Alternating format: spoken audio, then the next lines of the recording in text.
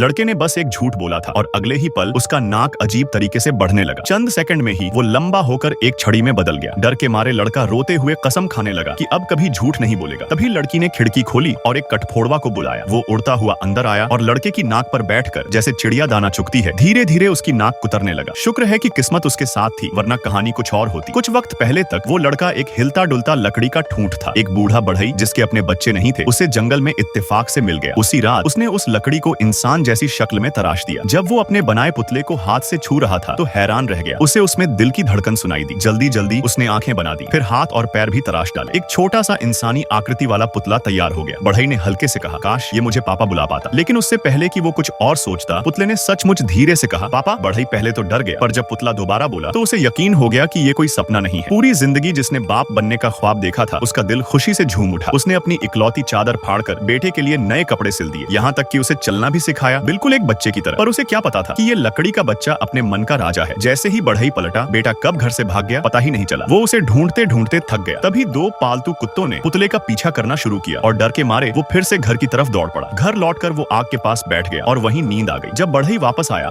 और दरवाजा खटखटाया, पुतला उठने ही वाला था कि गिर पड़ा। तब जाकर उसे एहसास हुआ कि उसके लकड़ी के पैर तो जलने लगे हैं, लगभग राख बनने वाले हैं। वो चिल्लाया, पापा बचाओ। बढ़ई मजबूरी में खिड़की तोड़कर अंदर आया। वो सोचने लगा, ये बेटा इतना तंग क्यों करता है। फिर भी उसने हार नहीं मानी। अपने हुनर से उसने उसके लिए दो नए पैर तराशे। अब तो यही समझ आया कि इतना शरारती बच्चा स्कूल भेजने में ही भलाई है।